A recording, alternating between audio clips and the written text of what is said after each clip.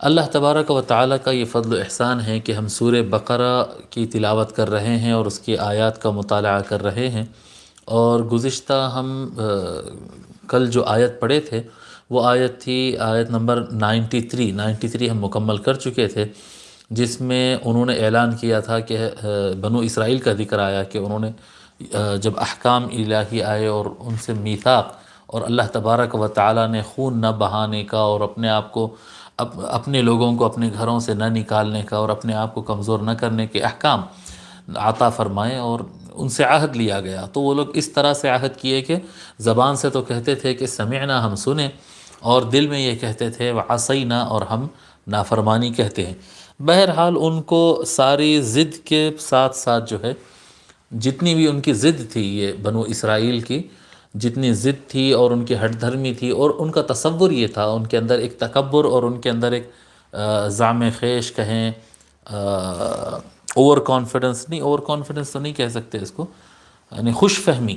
ان کی خوش فہمی یہ تھی کہ جنت تو ہماری ہی ہے، اب وہ جو بھی اختلاف رہے گا، جو بھی ہم اطاعت کریں گے نہیں کریں گے، عمل کریں گے نہیں کریں گے، لیکن جنت تو ہماری ہوگی، ٹھیک ہے۔ اب آگے اللہ تبارک و تعالیٰ اس چیز کو چیلنج کر رہا ہے، ان کا جو خیال ہے، ان کا جو زعم ہے کہ جنت تو ہماری ہی ہے، قیامت کے دن تو بس ہم ہی سب سے اونچے رہنے والے، یہ جو ان کا خیال ہے، یہ جو ان کا زعم ہے، اس کو اللہ تبارک و تعالیٰ آیت نمبر 94 سے چیلنج کر رہا ہے۔ آیت نمبر 94 پڑھتے ہیں، اعوذ باللہ من الشیطان الرجیم، بسم اللہ الرحمن الرحیم۔ قل ان كانت لكم الدار الآخرة عند الله خالصة من دون الناس فتمنوا الموت ان كنتم صادقین۔ اللہ تبارک و تعالیٰ فرماتا ہے، قل، اے محبوب کہہ دو، اے نبی کہہ دو، کہو، ان کانت، ان اگر، کانت تھی یا ہے، لکم الدار الآخرہ، لکم تمہارے لیے، الدار الآخرہ، جی، الدار، دار گھر کو کہتے ہیں، اور آخرہ تو آخر میں آنے والی، الدار الآخرہ قیامت کے لیے، یعنی قیامت کے ناموں میں سے ایک نام ہے الدار الآخرہ، آخرت کا دن۔ جی، اے نبی کہہ دیجئے ان سے کہ اگر تمہارے ہی لیے ہے آخرت کا دن، عند اللہ، اللہ تبارک و تعالیٰ کے نزدیک، یعنی اللہ تبارک و تعالیٰ نے آخرت کا دن تمہارے لیے ہی رکھا ہے، اگر تمہارا یہ ماننا ہے، خالصتا من دون الناس، صرف تمہارے لیے رکھا نہیں بلکہ تمہارے لیے ہی رکھا ہے، ایکسکلوزیولی تمہارے لیے ہی ہے، یعنی ان کا دعویٰ یہ ہے، کیا کہتے ہیں، جیسا کہ چند آیات میں نوٹ کر رکھا تھا، یعنی یہود اور نصارہ کا دعویٰ ہے، یہود کا دعویٰ ہے وَقَالُوا لَن تَمَسَّنَا النَّارُ إِلَّا أَيَّامًا مَعْدُودَةً، کہ ہم کو تو اگر دوزخ کی آگ لگے بھی تو تھوڑے ہی دن کے لیے لگنے والی، اس سے زیادہ نہیں، اور ان کا دعویٰ ہے وَقَالَتِ الْيَهُودُ وَالنَّصَارَى نَحْنُ أَبْنَاءُ اللَّهِ وَأَحِبَّاؤُهُ، یہود اور نصارہ کا دعویٰ ہے کہ ہم تو اللہ تعالیٰ کے بیٹے ہیں اور اللہ تعالیٰ کے محبوب ہیں،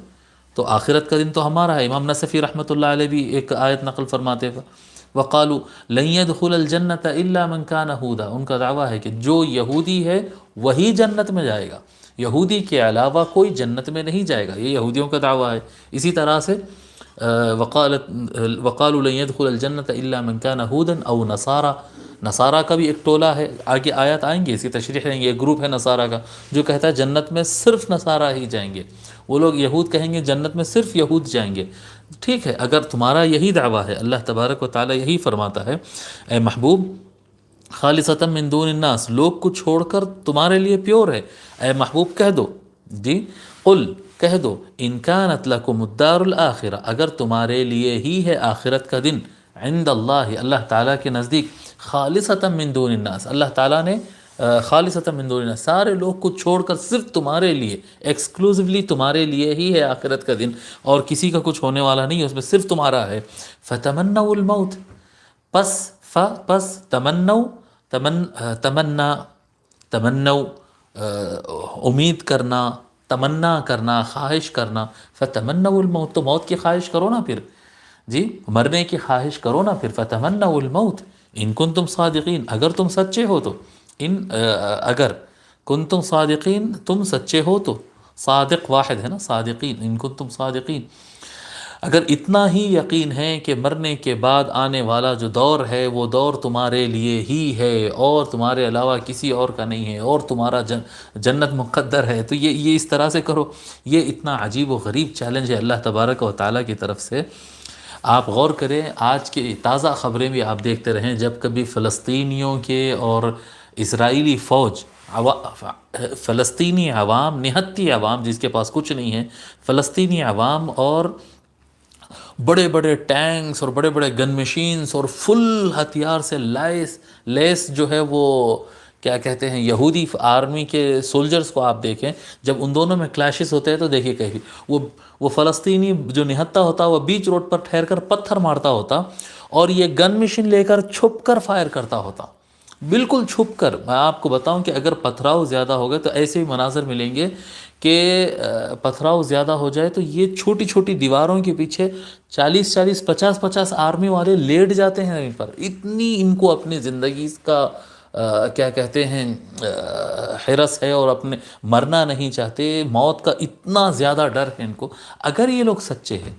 اگر اللہ تبارک و تعالیٰ یہ چیلنج دے رہا ہے، اگر تم کو اس بات کا یقین ہے کہ تم ہی حق پر ہو اور قیامت کا دن تمہارا ہی دن ہے،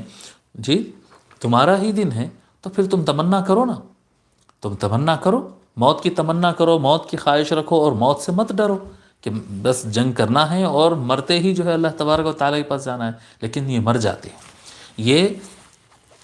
یہ کیا کہتے ہیں تڑپتے ہیں،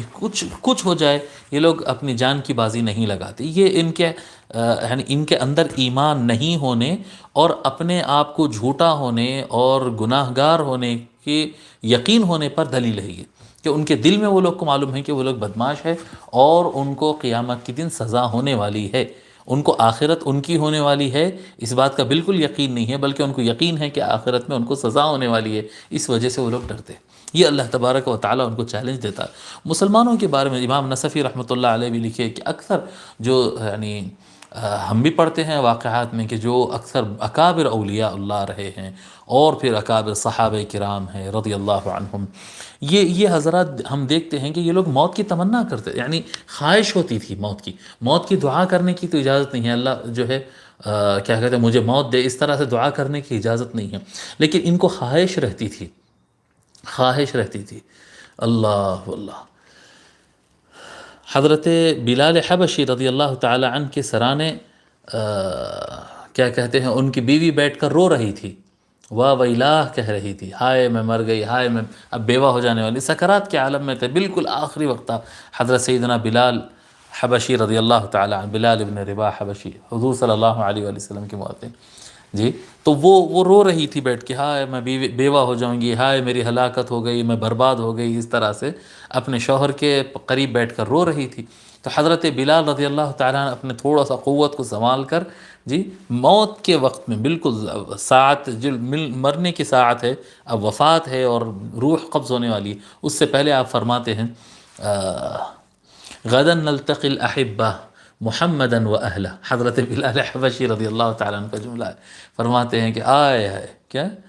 کتنی خوشی کا موقع ہے کہ کل ہم ملاقات کریں گے اپنے محبوبوں سے، کل ہم ملاقات کریں گے، اب موت ہوگی، بس موت کے بعد ہم کو ملنا ہے، غدا نلتقی الاحبہ محمدً و اہلہ، ہم محمد سے ملیں گے اور اہل بیت سے ملیں گے صلی اللہ علیہ وآلہ وسلم، محمد صلی اللہ علیہ وآلہ وسلم سے اور ان کے گھر والوں سے ملیں گے، ہم علی سے ملیں گے، حسن سے ملیں گے، حسین سے ملیں گے، جی یہ کیا ہے، یہ یعنی بستر موت پر بھی جو ہے خوشی ہے، تمنا ہے، مزہ ہے، کیونکہ ان کو معلوم ہے کہ آخرت اچھی ہے، ان کو معلوم ہے آخرت اچھی ہے، جس کو یقین ہوتا ہے کہ اس کی آخرت اچھی ہے وہ موت کی تمنا کرتا ہے۔ حضرت خالد بن الولید جو ہے جب لشکر کو لے کر گئے اور جنگ قادسیہ سے پہلے، جنگ قادسیہ میں جب فرس سے مجوسیوں کا جو لشکر تھا، بہت بڑا لشکر تھا، وہ لشکر سے ٹکراؤ ہونے سے پہلے، جنگ شروع ہونے سے پہلے ایک لیٹر بھیجتے،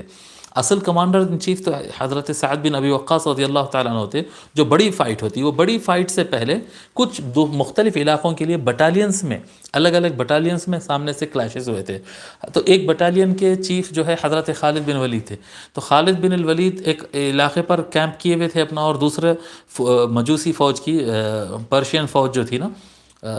کسرا کی، وہ فرس فوج کی جو ہے وہ بٹالین ایک جگہ رکی ہوئی تھی، تو دونوں کے درمیان مراسلت ہوئی ہے جی، ایک دوسرے کے کیا کہتے ہیں امبیسڈرز آئے اور گئے اور اطلاع پہنچائے کرے، تو حضرت خالد بن الولید جو لیٹر لکھ کر بھیجاتے ہیں وہ اس کی تو ہوا اڑ جاتی ہے وہ لیٹر پڑھ کر، وہ لیٹر میں لکھا ہوا تھا اسلم تسلم، جی سرنڈر کر دے سلامت رہے گا، اسلم تسلم سرنڈر کر دے سلامت رہے گا، وَإِلَّا ورنہ فقد جئتک بقوم يحبون الموت كما تحبون الحیاء، لکھتے ہیں وہ سرنڈر کر دے سلامت رہے گا، ورنہ میں تیرے پاس تیرے سے جنگ کرنے کے لیے ایک ایسی قوم کو ساتھ لے کر آیا ہوں جس طرح سے تم زندگی سے محبت کرتے ہیں اس طرح سے ہماری قوم موت سے محبت کرتی ہے،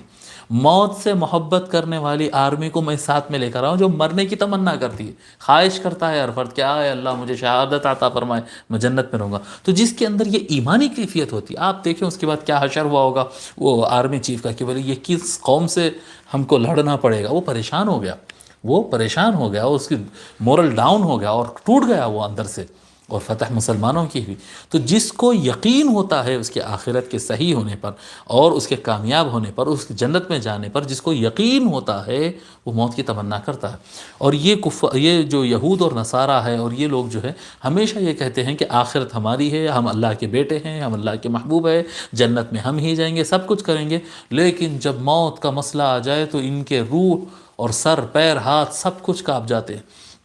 بڑے سے بڑے ہتھیار لے کے یہ لوگ چھپے ہوئے رہتے ہیں، یہ اللہ تبارک و تعالی ان کو چیلنج دیا، فَتَمَنَّوُا الْمَوْتَ إِن كُنتُمْ صَادِقِينَ، جیسا تم دعویٰ کر رہے ہو کہ نہیں ہم موسیٰ کلیم اللہ کو مانتے ہیں، نہیں ہم تورات پر عمل کرتے، آج بھی آپ ان کے یعنی انٹرنیشنل نیوز ذرا پڑھا کرے اور فلسطین کے اور ان کے جو خبریں ہیں ادھر کی آپ پڑھا کریں، وہاں کے لوگ یہود جو ہے ان کا دعویٰ ہے بس جنت تو ہماری ہی ہے اور زمین ہماری ہی ہے، ہم ہی ہیں اللہ کے خاص بندے اور ہمارا مقدر ہے، ایک چیلنج